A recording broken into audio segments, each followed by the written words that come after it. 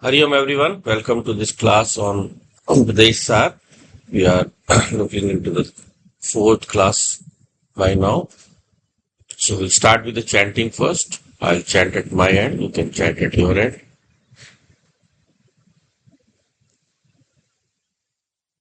Om Sahana Vavatu Sahano Bhunaktu Sah Viryam Karvavahai तेजस्विनावधीतमस्तु मा विद्विषावहै ओम शांति शांति शांति ओम गणानां त्वा गणपतिगं हवामहे कविं कवीनामुपमश्रवस्तमं ज्येष्ठराजं ब्रह्मणां ब्रह्मणस्पत आनशृण्वन्नोतिभिः सीदसादनम् ओम श्री महागणपतये नमः सरस्वती नमस्तुभ्यं वरदे कामरूपिणि विद्यारंभं करिष्यामि सिद्धिर्भवतु मे सदा गुरुर्ब्रह्मा गुरुर्विष्णु गुरुर्देवो महेश्वरः गुरुरेव परं ब्रह्म तस्मै Shri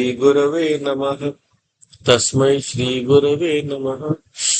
Also we chant the opening verse of the text. कर्तुराज्ञया प्राप्यते फलम् कर्म किं परम् कर्म तज्जडम् कर्तुराज्ञया प्राप्यते फलम् कर्म किं परम् कर्म तज्जडम्. So we have seen so far about how we can progress from karma, which is the natural karma, to karma yoga, which is the surrendered karma yoga, and then slowly on to the second part of upasana meditation, you can say. In that upasana, we have seen different parts, like the different kinds of japa, all the different kinds of japa, and then finally, as they culminate in that flow whereby the meditator gets absorbed into the meditated. So when we absorb ourselves into the object of meditation, this is represented by this mantra, this shloka, Ajya Dharaya Srotasa Samam. So, Saral Chintanam Viralataf Param. So this Ajya Dhara, like a flow of Gritam. In some texts, in some commentaries, it is explained that this Ajya Dharya represents the flow of Gritam, ghee, which is can be a bit it can be a bit tight, so the flow might not be that smooth. So that is why Srotasa Samam is added here to compare it to the flow of water, which is a very smooth flow. But if you actually look at the Vedic meaning, Ajya is the liquid ghee, free flowing ghee. That is why Ajya Dharya is free flowing ghee only. Yeah, the other is the Kritam is the solid ghee. Yeah, so that is why it is Ajya Dharya here. So yeah, it's very, very transparent also. No? That is why Ajya Dhara is represented as the very much when your knowledge is crystal clear. That is represented by Ajya Dhara. So that kind of flow in your mind should be, the way your thoughts should be very, very clear and very, very focused. So where you are absorbed in the meditated, you are absorbed in the object of your meditation, the you can say your Ishta Devta, your Lord, or the highest conception. It might also be the formless Lord. Whichever you choose, whichever you absorb yourself into that. So this Ajya Dharya represents that flow whereby the meditator is absorbed, and their Saral Chintanam, that there the thought process is very, very simple, smooth, uninterrupted, and doesn't require extra effort. So that comes from constant practice of that japa. When I constantly do my japa, then my japa tends to culminate in that merger with the object of my meditation, and therefore I see myself, it's not that I see myself as merged into Vishnu, I see myself as not existing. I see only Vishnu. It happens a lot if you notice whenever you are doing some kind of work or any kind of work. A lot of times when we are doing something very very focused, we tend to get so absorbed in the work that we forget our own self. Sometimes, while cooking you will burn your hand. Sometimes while doing some other job, you are like creating a wooden furniture object, and then while hammering it, suddenly you are observing that, and you end up hammering your hand. Lose sense of your own existence and your own feelings. So therefore, you have to really absorb yourself into that, and that Saral Chintanam makes you forget even that you yourself exist. So that is what is represented here in this portion. So we saw in the last time how when we are meditating on this Ajya Dharya, the japa that was at the level of the mind. मनस्तरह the मनस्तरह the मन के स्तर का जो आपका जप है, that japa becomes very very focused. So there we also saw that we have to also let go of all our distractions which are raga and dvesha. So therefore we have to let go of all of them.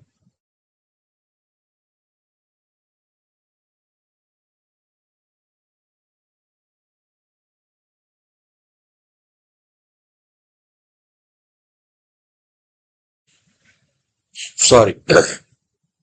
So therefore this Ajya Dhara has to be representing our own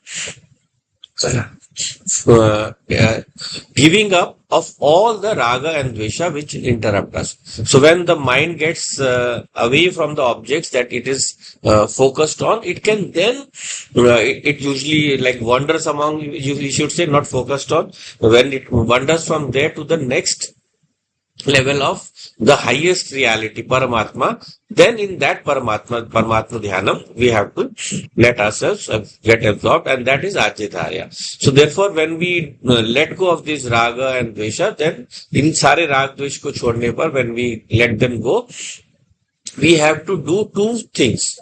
First of all, we have to attach the feeling of dukh anubhuti to every kind of joy, every kind of raga. That when this object is there, one time it will go away. So I don't need to get trapped there. So that is, we attach the negative feeling to raga. And with dvesha also, whenever we have a dvesha, we have to let go of that our hatred or our negativity towards anything that we don't like or that is not the object of our desire, to say that everything functions according to its own nature. Yes, what is said in the Gita, that guna guneshu vartante. So that kind of feeling we have to ascribe. Secondly, we have to also learn to see the positives in that. Sometimes, like some member of the family or some person close to us, because of our constant interaction with that person or family, we tend to get a lot of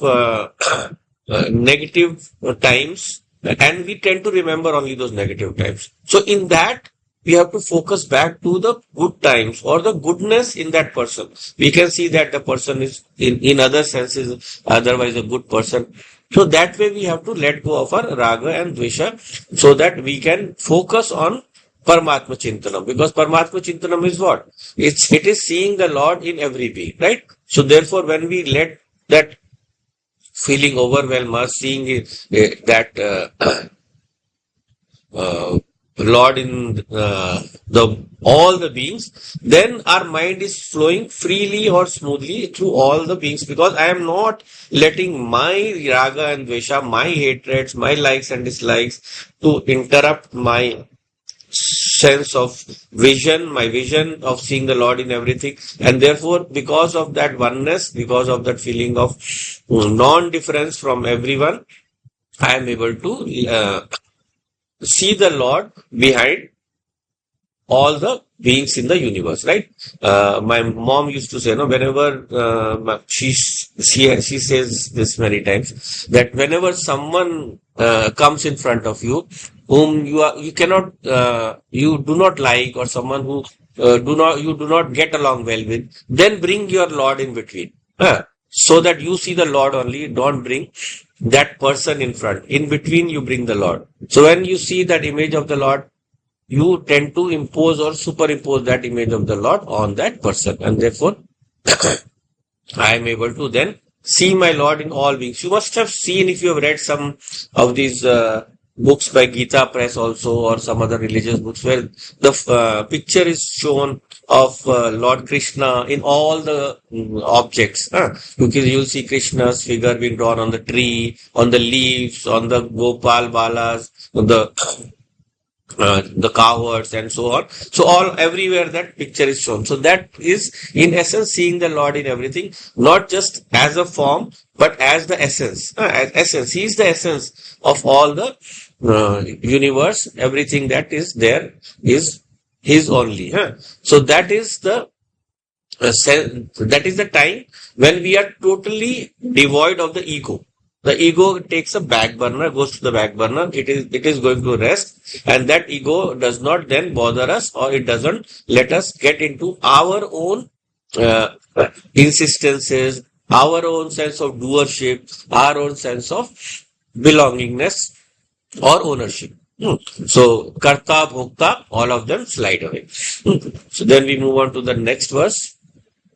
This one we had already seen last time, so I'll not cover too much into this. So in this we have seen that now we have removed our own sense of existence, and just we are focusing on the highest entity, the Lord, or even you can say even the Sagun form of the Lord, that only Lord is existing. I even lose sense of myself. What is the next step? Bhed bhavana sohamit sau भावना विदा पावनी मता भेद भावना सोहमित्य सौ भावना विदा पावनी mata. So this bhed bhavana, this sense of separation, this sense of duality, this sense of difference from myself and the Lord, or myself and all the beings of the universe, that I have to replace. Replace with what? Soham ityaso. Sa aham iti asau. That alone I am. That alone, that highest existence, that Brahman, that alone I am. Okay, right now, till here, we are not having the concept of seeing myself as Brahman conceptually. That will come later. That is Jnana part. Till here is just the understanding that me and the highest reality cannot be separate. And that separation I have to remove by seeing that only the Lord exists, only Brahman exists, only His essence exists, which is enlivening everything in the universe, giving name, form, existence, everything in the universe, that is coming from the Lord only. So that Bhed Bhavana, Soham Ityaso, I have to slowly replace. Because initially what we are doing? Me and the Lord. Separate. I am seeing Him. Slowly I remove myself also. But then I go one step further. The Bhed Bhavana, I totally merge the observer or the drashta into the drishya. So you might say drishya is jadam. No. Here the drishya is going to be Ishwar, Brahman. So there when Brahman is as Chetan Swarupa. So there what I am merging is my own body or my own identification with this body, mind, and intellect. BMI, which Swami Chinmayananda used to say, BMI. So body, mind, intellect. So that I have to merge. So this Bhed Bhavana, when I let go, what happens? You get this new Bhavana. What is that? Even though it's not technically a Bhavana, we will look at that. So the Bhavana Abhidha. Bhed Bhavana, the feeling of non-duality, feeling of non-separation. And what is the speciality of this Abhidha Bhavana? Pavani Mata. According to the author, Mata. Mata means my opinion. In my opinion, here it is said it is accepted as Mani Gayi hai. And that is the most purifying. That is the most purifying. Because what is Papa? What is Pap and Punya? Papa and Punya or impurity comes from two things. No? One thing, if there is only milk, then milk cannot be impure. But if there is some mixing there, even it be water or it might be some other kind of, these days so many chemicals are being mixed into the milk. And so all these kind of mixings are happening. So then only it becomes impure. So when you're looking at purity, then the Bhed Bhavana has to go. The Bhed Bhavana has to go. So with that going away of the Bhed Bhavana, so aham iti, that non-dual bhava has to come. But as I said, till now, we have not established the logical basis for this. Till now, it is just me and my Lord, and I want to merge in the Lord. You might have observed this when in your own, in our own relationships in the world, whenever we are really attracted to someone, we feel like hugging them. We feel like being close to them. We almost, some people say in love that I want to dissolve into my lover. So the lover and the beloved, they merge together. That is what they seek. And this is what is being sought here. So the highest reality, I do not know how its name or its swarupa, but till now, I was Bhakta and Bhagwan, the difference. Now I want to merge them. I want to remove them. I want to remove the Bhed Bhavana. So that Bhed Bhavana can only be replaced by Sa Aham Iti. That alone I am. Because if there are two, they can never merge. Someone will say there is a glass of water and there is an ocean. No, the glass of water and ocean are still separate. There is no separation even of you can not even use measurements. I can say a millimeter or a nanometer or whatever. Even that much difference there is not between me and God. That is what we always have to remember. So a merger is just a conceptual merger. हमें समझना है. We have to understand ourselves and our oneness with the Lord, and not see as something, as some place to be reached. Like in the normal bhakti, like it is promised that those who are great bhaktas of Vishnu, they will go to Golok. So they will attain his lok. So that is called Salokya Mukti. So you reach the lok of the Lord.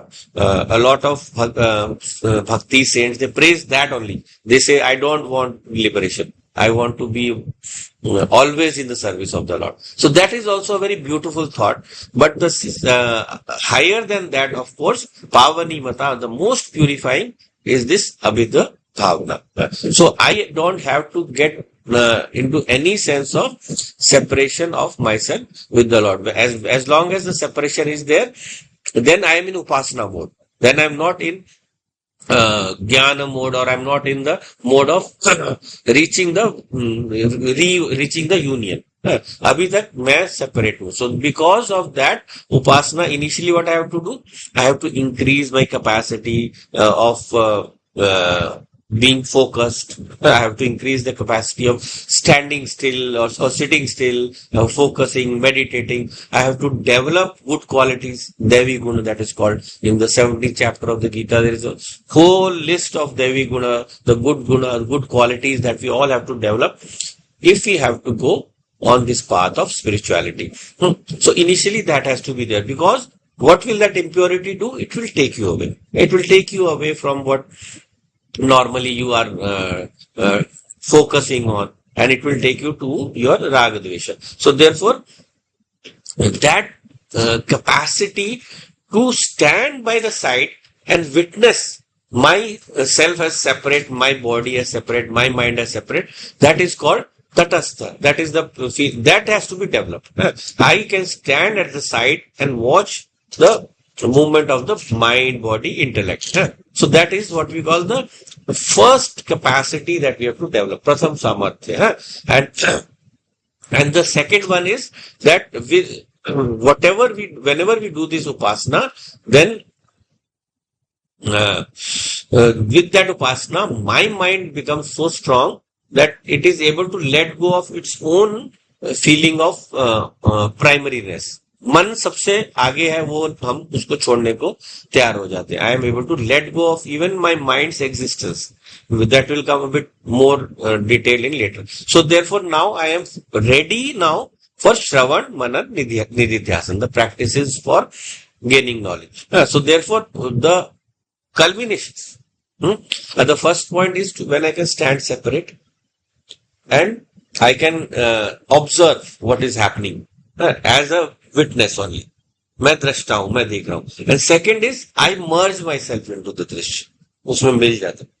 These two together when I combine, then only I get the purity of mind, whereby I can enter into the practice of knowledge, which is Shravan, Manan, Nididhyasana, to listen to the knowledge from a guru, then meditating on that knowledge, or logically understanding that knowledge, logically justifying that knowledge, and then finally Nididhyasana, finally making that knowledge so strong that it becomes unshakable. That also we'll find a couple of words coming in later. So this upasana, its culmination of upasana is where you can say the dhyata becomes dhyayakar.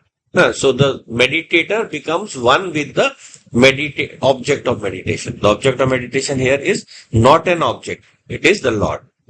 So therefore, that is called, that oneness is called Abhinivesh. In Yoga Sutra, Abhinivesh represents identification, the highest identification. In one sense, it is negative because Abhinivesh represents identification like identification with the body.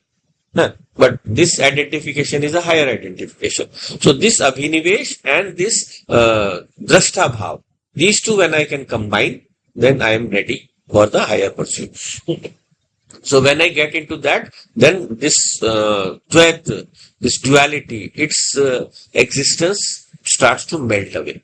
गल जाता है, मिट जाता है, दूर चला जाता है. So therefore, I then slowly move from the incomplete me, जिसको हम अपूर्ण मैं बोलेंगे, to the पूर्ण, to the complete me. Purnamada, Purnamidam, Purnat, Purnamudachyate. I am always complete. I always was complete. Due to my ignorance, I saw myself as separate. So therefore now if I take the full take myself out of the total, still that total or that full remains complete. It doesn't become less. So अगर मैं ब्रह्म से निकल के आया हूं ऐसा समझूं, if I think that I have come out from Brahman, that does not mean Brahman has decreased. So that we have to remember. So that is the core of all the culmination of all the shastric knowledge. सब कुछ उसी तरफ लेके जाता है. So that is why when we go for this Paramatma puja, for this kind of bhakti, then we have to remember, even though we might have that feeling initially of always being in worship mode, but the Lord is also looking at us to go for our release, and He will slowly guide us to that only. ऐसा नहीं है कि वो छोड़ देंगे और आपको जो चाहते हो करने देंगे. He will ultimately take you to that stage where you are able to go to that stage of release, and therefore what here Raman Maharshi ji has said, that the Bhed Bhavana will be removed firstly by my own sankalpa, my own meditation, secondly by the Lord's blessing also. So once that happens, it will take me towards liberation, it will take me towards mukti. So from this 4th to 8th slok, we have seen bhakti. We have seen bhakti and how it can take us to the higher. So this is attained through what we call love and faith, prem or shraddha. We have to increase this to the highest. The more we increase our prem and shraddha, then we are able to reach our goal faster. Reach our goal in a more smoother manner. And smoothly we slide into that knowledge. Therefore, I have to make my mind pure, and I have to make it sattvic. So in this way, I will be able to reach that state of where the Bhed Bhavana has to be removed. So now Bhed Bhavana still means thought is there, है ना, वृत्ति है ना, और अभेद भावना भी एक वृत्ति है. अभेद, even the thought that I am non-separate from the Lord, that is also a thought. So next we go into the next shloka where we address this difference.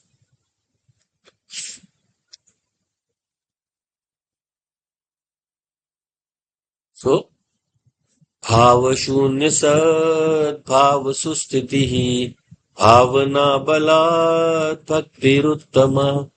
भाव शून्य सद्भाव सुस्थिति Bhavana balad bhaktiruttama. So bhava shunya. I have to let go of every kind of bhava. I have to become bhava shunya. I have to become uh, incapable of any kind of difference. I have to remove all difference. Huh? So that is bhava shunya. And then what do I do? Sad bhava sustiti. So I have to establish myself into that pure existence, Sat, into the Sad bhava.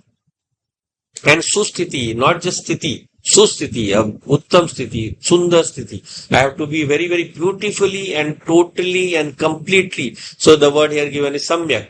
So samyak sthiti. So I have to be totally absorbed into that bhava shunya sat. And because of that bhavana, because of bhavana balat, because of the power of that bhavana, I am reaching a state which is called bhakti ruttama. That is the highest of highest bhakti.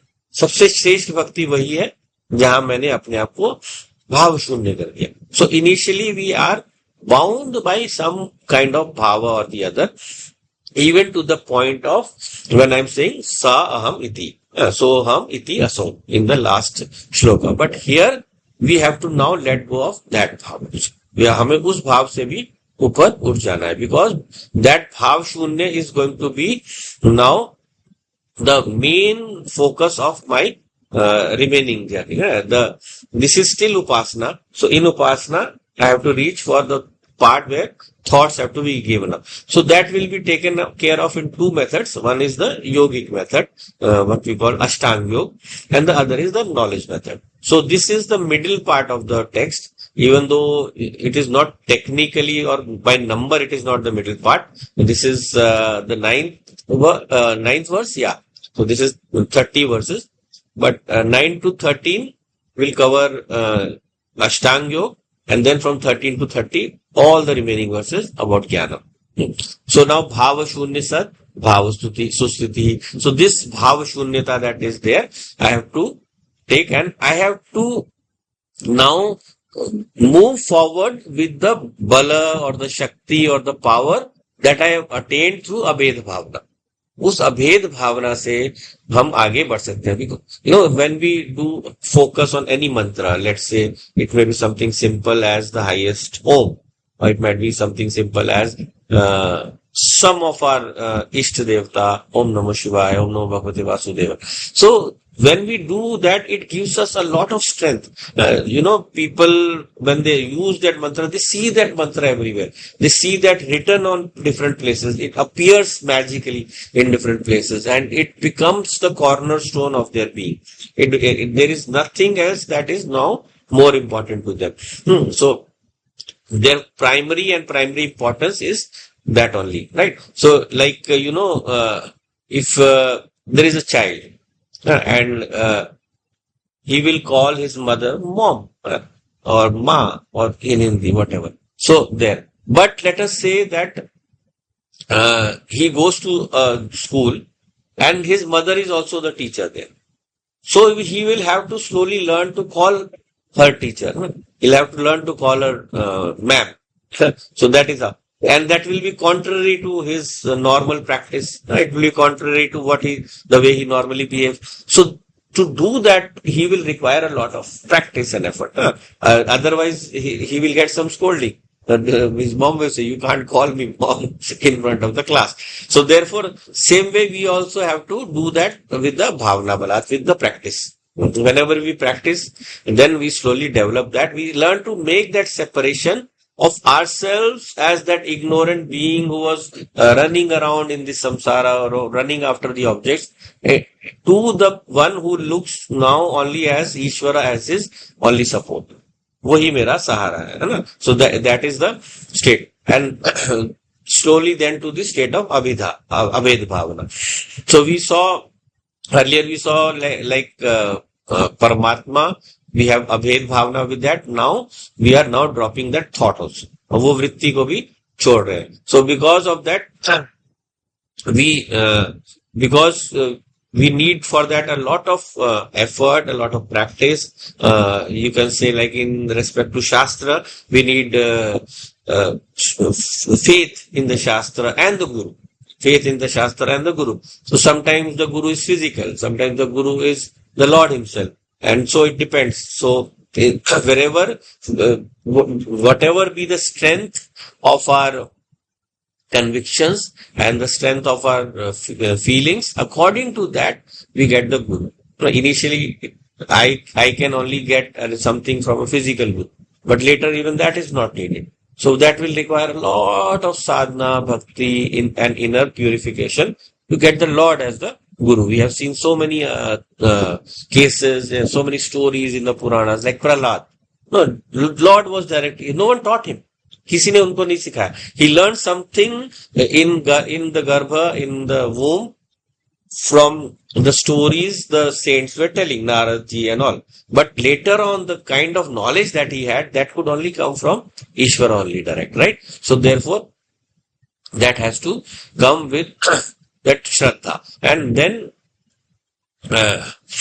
this thought that we normally associate with everything, that thought we have to slowly remove for the higher thought of only that Brahman exists, nothing else exists. I don't need to put into words. Normally everything that we say, that has to be, bhav means what?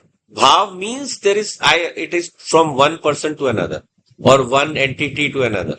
So that is what is the meaning of bhav. But here even bhav cannot exist. So therefore this is the Uttama Bhakti. This is the highest Bhakti, where the Bhakta is now absorbed into the object of his meditation.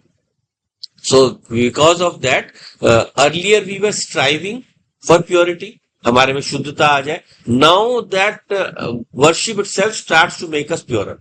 You must have seen that there are so many pandits and so many bhaktas who are so sweet natured. They are very nice way of talking. It has not come from their own practice. It has come from their worship. It has come from their surrender. So therefore, with a jigyasu, with that one who wants to really know the nature of reality, when he sits in front of his guru, then his mind also slowly becomes purified because of his shraddha, because of his prem.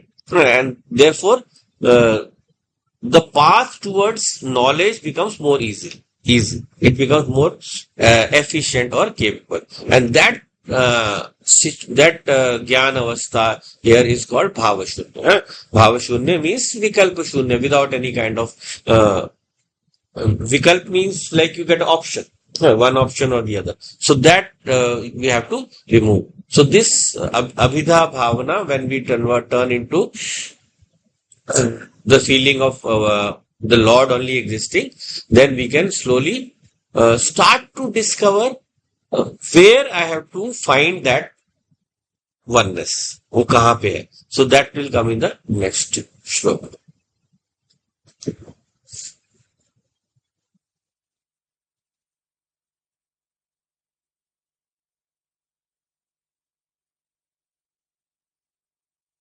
So हृत्स्थले मन स्वस्थता क्रिया भक्ति योग बोधाश्च निश्चितम.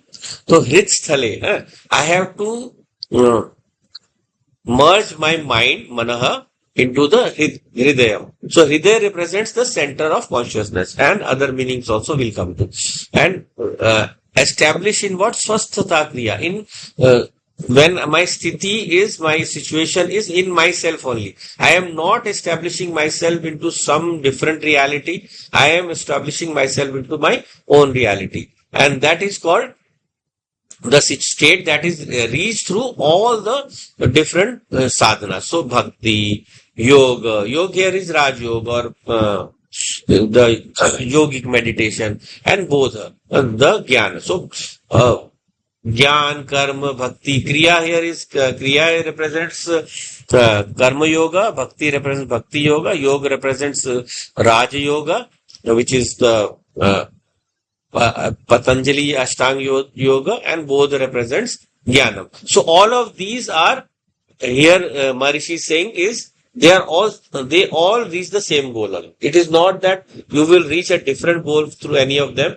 Ultimately, they will all take you to that highest knowledge only. Even though you name that knowledge as jnanam, but that jnana knowledge it in itself is reached through karma yoga also, where only I offer all my actions to the Lord, and therefore I give up my sense of ego. I give up my sense of doership.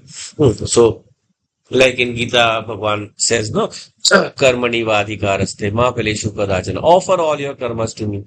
You do not have any right over the fruits of your actions. So once we do that, then where does doership remain?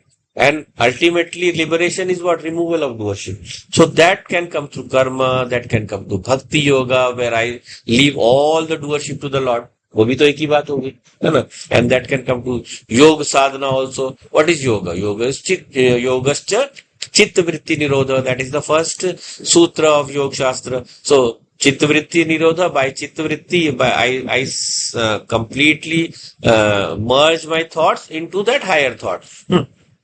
So where the thoughts are variegated, separated, differentiated, then the thoughts can tend to cause problems. But if the thought is that singular thought, then the singular thought will take me to that highest knowledge. And then bodha. Bodha is jnanam. Jnanam is the total logical understanding of the nature of my nature and the nature of the highest reality, and ultimately both of them as one. So this is what is called Nishchitam. Nishchitam, that has been decided or experienced or agreed upon as true by the saints. How do we agree to the Vedic concept that the Vedas are the word of the Lord? Because all the rishis have heard the same. So that is Nishchitam. They have established that this knowledge, the highest knowledge of the Vedic knowledge, is available to all who purify their mind. जो भी अपने मन को शुद्ध कर लेता है, वो उसी स्थिति में जाके पहुंच जाता है. So as long as we are caught up in our own insistences, our own thoughts, then my identification does not go behind the mind, manaha. It doesn't go behind the manaha. I am always identifying with my own actions, my own body, my own thoughts, and so on. No. So if I say to someone, I'm mad at you. So you are not mad. You are not mad. There is a thought here, which is the thought of anger, and I'm identifying with that thought. So I make myself mad. खुद को पागल बना देता हूँ. Then because of that, I get trapped into that identification game. That game of identification. कभी मैं मन हूँ, कभी मैं बुद्धि हूँ, कभी मैं शरीर हूँ. And in mana buddhi also different kinds of association. Mana as associated with people, as my friend, lover, my brother, sister, and so on, whatever relationships we establish in the world. So all of them are dependent on our transactions. हमारे जो भी व्यवहार होता है उसी के अनुसार होता है. But now I have to go beyond. So I have to go to हृत स्थले. I have to go to. So हृत normally it means hridaya. It means the heart. But what is the heart? Heart means the center. So hrit, the word hrit also means center. It doesn't just mean the heart. So when hrit is said in the Shastras, don't take it that they are talking about the physical heart or even the some places it is said the cave of the heart, Hridaya Guhayam. So that represents the Hridaya Guhayam also in one way represents the center of my existence. जहां से सब कुछ निकल के आया, केंद्र जो सबका है. So Hridaya represents that also. So when I establish my mind in that hrit, means in that consciousness, in that chetana, in that bodha, in that sense, in that essence, then I truly said to be established in Swasthita. I am established in myself. In the Chandogya Upanishad, there is a very long dialogue between Narad Muni and his student, and then he's slowly telling to merge each of the elements into the next, like Prithvi Tattva into Jalam into Agni into Vayu, and so on. And finally, when he reaches the highest reality, there they call it Bhuma. Yeah. So Bhuma Vaisa Sanstitaha. So everything is Bhuma. Nothing else is Bhuma. So when then he asked, the student asks, ये Bhuma किसमें स्थित है? Where is it situated? So he says Swasthita. अपने में ही स्थित है. It doesn't need something else to be holding on to, or something else to in which it is going to establish itself. So it is established in itself, or you can say nothing is there is no establishment at all. Establishment तो तब होता है ना जब एक दूसरे में जाके बैठ. So there is no establishment also. You can think of it that way also. So when I establish myself in my mind into that center of consciousness, that is, I give up all sense of duality, then I am situated in my own essence, my own reality, my own sense, my own nature. So when I am established in that, then that is the highest. That is the highest state that can be attained either by bhakti yoga, kriya, bodha, all of them. So this is the central verse, because we have seen two parts earlier, the Gyan Yoga and the Upasana, and now the next is Raj Yoga and Jnanam. So as you say in Shastra, we use a word Deep Dehli Nyay. So if a lamp is kept in the what we call Dehli, or the when you open the door, there is a strip over there. So when you place the lamp there, it will light up both sides. दोनों तरफ करेगा, है ना? It will illumine both sides. So that is that here is showing that the previous two upasanas, or previous two you can say disciplines, and the next two are all going to lead to the same end.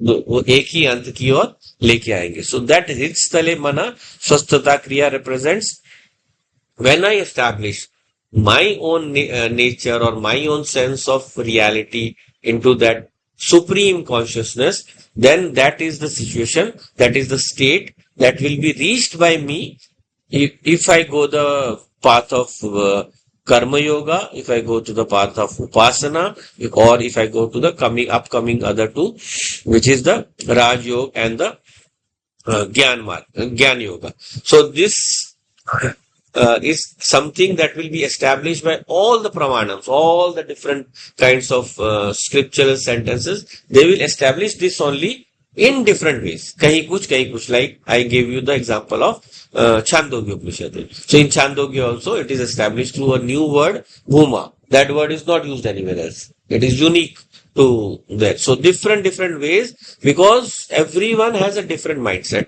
That is why, with only one Upanishad or one Prakaran Grantha, you can get the full knowledge.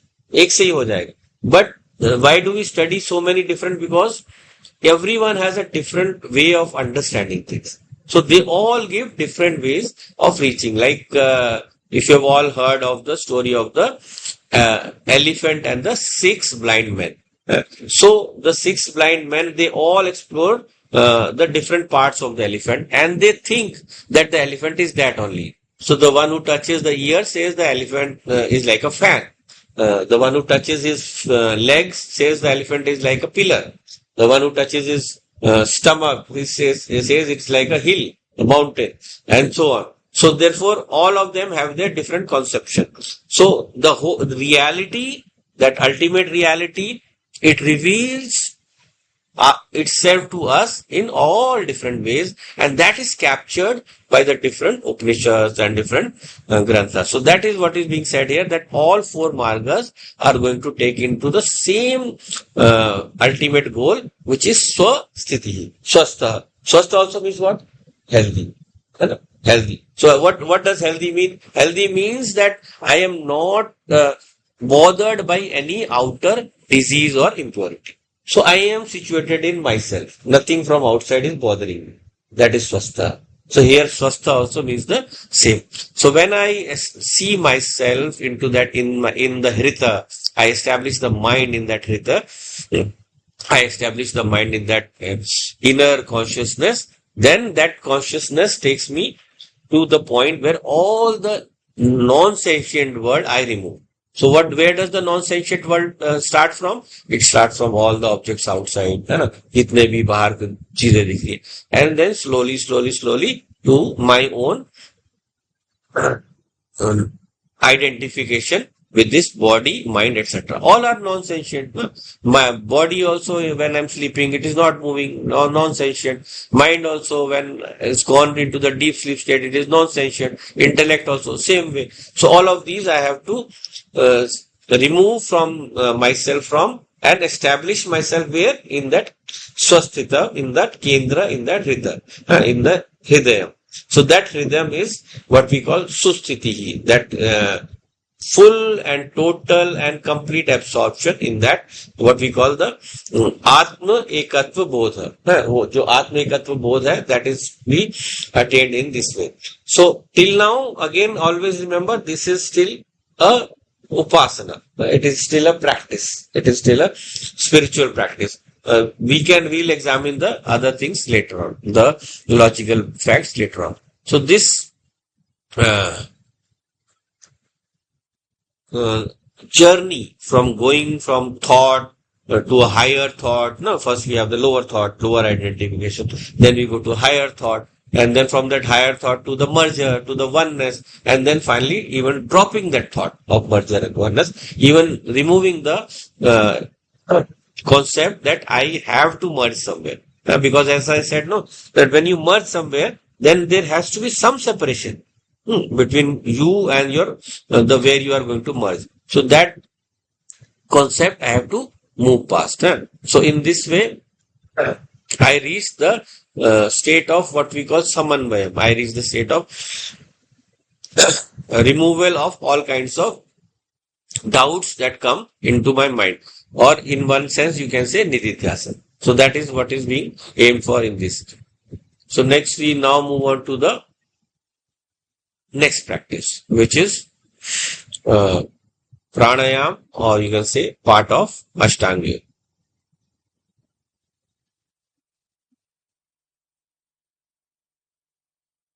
So now the mind has been stilled, it has been made thoughtless, but still in sometimes it is going to again rise up again. So what do we do to that? We start the practice of Ashtanga Yoga. So this is the middle stage. The earlier ones we can discuss. So Vayu Rodhanat Liyate Manaha Jal Pakshivat Rodh Radhanam. Vayu Rodhanat Liyate Manaha Jal Pakshivat Rodh Radhanam. वायुरोधनात् लीयते मनः चालपक्षिवद्रोधराधनम्. So you remember the story where I told you about the different organs and they were saying that who is superior, and then prana decided to go away. So this prana is now deciding to go away. Vayu Rodhana. I am going to control my prana through Vayu Rodhana, which is pranayam. What happens there? Liyate manaha. The mind immediately goes into absorption. How? Jala Pakshivati. Just like a bird is trapped into a net, into the hunter's net. And therefore, Rodh Radhanam. That is the method by which we can control the mind. Nigraha, Mano Nigraha, or if you remember Tattva Bodha, then we use the term of Shama. Shama is Manovritti Nasha, Mana Nirod. So that is there. So Vayu Rodhanat Liyate Mana. So when I just control my prana, then my mind has no thought left. It is in survival mode. It is in the mode of abhi main zinda kaise rahu pehle to. So mind will slowly go into absorption. So that is the step of progressive stage of this Ashtanga Yoga. So if you remember, we discussed earlier also, what is this Ashtanga Yoga? So first is the Yama, Niyam, Asan, Pranayam. This is Pranayam. And then successively Pratyahar, Dhyan, Dharana, Samadhi. So they will come later. So now this pranayam is to be followed by the previous practice of Yama. So in Yama, I learned to do the outer discipline of my mind. Yama. So Sham, Santosh, Dhairya, Sachai. So all of these we have to do that. Then I have to do Niyam. I have to do the inner discipline. I have to do my inner discipline. So शौच, संतोष, स्वाध्याय, tapasya, and Ishwar Pranidhan. All of them in inner disciplines. So once I do these disciplines, then only my mind will not be disturbed about every other thing. Because once I've done, the first one was what? In Yama, Satya, Ahimsa, uh, Aste, Aparigraha, and Satya, Ahimsa, Aste, Aparigraha, and one more. I'm missing that. So just we'll continue with that. So when I follow all of these, this Yama, then Satya will do what? As when I'm not saying any lies, then my mind will not be worried about those. थोड़ा सा भी झूठ बोल दो, वो कितनी देर तक हमें काटता रहेगा. It will keep biting at the back of my mind for a long time. Ahimsa. I do any kind of hinsa, then it will keep bothering me for a long time. Even in the state of dhyanam, I will not be able to focus. So that will happen. Then aste, I should not covet something else, someone else's property, or I should not steal someone else's property. So if I have taken something from someone which I didn't deserve to have, then that will also bother me. Then aparigraha. If I keep collecting stuff, I will be worried about holding on to it, not losing it, or getting used to that and then not being able to stay away from whatever I've collected. So brahmacharya, I missed, sorry. So brahmacharya, if I don't discipline my mind and body, then all the time my mind will be worried that I did something out of discipline, right? So I did something that is not prescribed by the Shastra.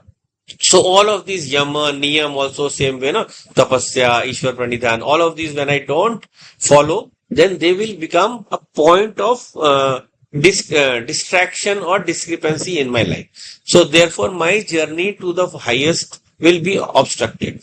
So therefore yama, niyam will have to be taken care of. Then asan. I have to learn to sit. Unless I learn to sit in dhyanam for sufficient length of time, then I will not be able to focus my mind, because I am focusing my mind and my leg is spinning here, my hand is spinning here, because I'm not used to that. So unless my body is fit, asana represents making the body fit to be able to sit for a long period of time. There are so many people who are perfected and they can sit for a whole night or days also. We have heard the stories of rishis and all. So how they do that? Not by just sitting every day like that. They did activity, they became more fit, they became very, very strong, and then only they were able to do that. There are stories of yogis who would stand on one feet and then do sadhana. So there the time periods are given are unbelievable, but because there it is according to the yuga calculation, which we saw in some earlier era of time. किसी और युग में हमने भी देखा था. So that explains that difference. But because of that physical discipline, we are able to sit in meditation for longer. Otherwise, we tend to have different kinds of pains. And then finally, pranayam. So where does pranayam start? Pranayam first is the when I let my breath out. So rechak. Then when I take the breath in, that is kumbhak. I take the breath in, and then when I hold it, not letting it go, that is called anta kumbhak. So there I am holding on to that breath. So that does what? That regulates the flow of my breath inside, outside. And as I said earlier also, it has its spiritual connotation also.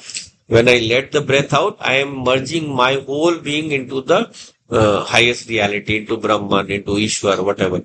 And when I take the breath, I am taking the Lord into me, letting go of my own existence and letting the Lord only exist inside of me. So that is Kumbhak and Rechak, which is the spiritual connotation of that. मैं जब दोनों कर रहा हूं, that is the bhavna that I should have. And when I'm holding it, then I'm holding it means that I am holding on to the thought that the inner and outer are one. बाहर और अंदर दोनों एक ही है. So that is the essence of the pranayam, which we do like when we take the breath inside and then we chant 3 mantras and then we cast it outside, right? So that represents this prana. So this pranayam, other than that, what are the different other kinds of pranayam? और कौन सा करते हैं? Kapalbhati. So that is called, in other words, it is called Nadi Shodhanam. So we purify our inner. You can do that also. No? Thrusting the air outside strongly through. So that will remove a lot of the impurities, the fine impurities that you don't notice, and they will be thrust outside.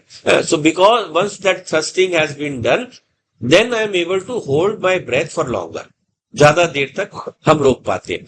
And that capacity when you develop, that is when the mind slowly settles down. That is Vayurodhana. So Vayurodhana, liyate mana, the mind becomes absorbed, right? But always remember, this is something that is you are doing by force. So again the mind will rise again. So therefore we have to be careful. This is not the final solution. But what happens is when you keep doing this, you build a practice. You build a practice. ऐसा हो तो सकता है. I think I can do this. I can do this. So that gives you the confidence that I can do this.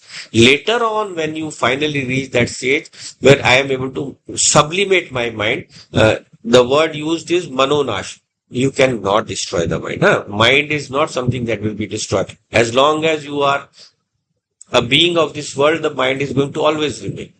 So therefore, mind is not, but conceptually we have to remove the mind.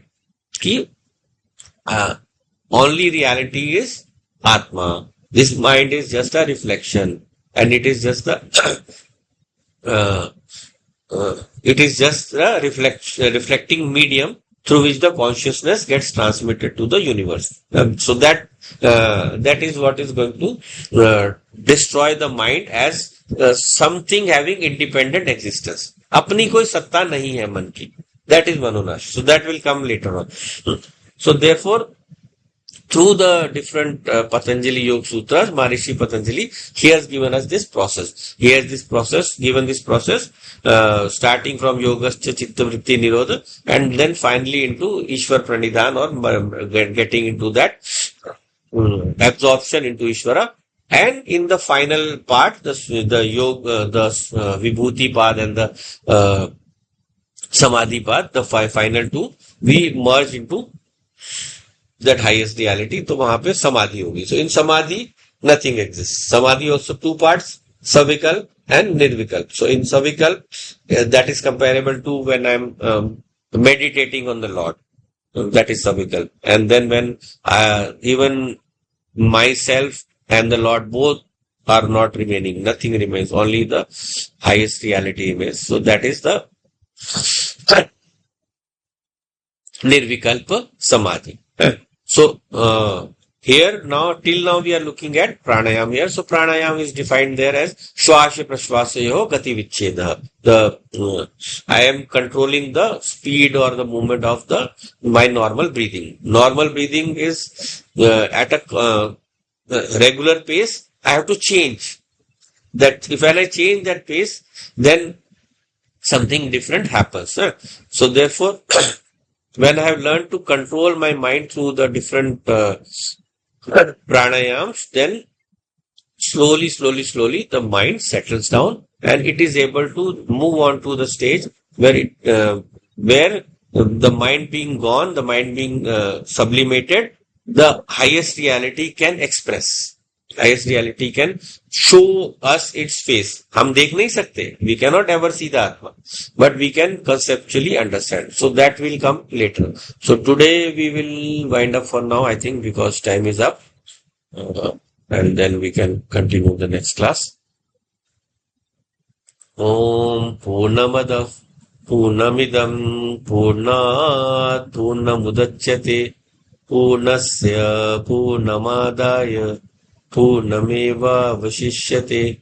Om Shanti Shanti Shanti. Hari Om Shri Guru Pyo Namaha. Hari Om. Om Tat Sat.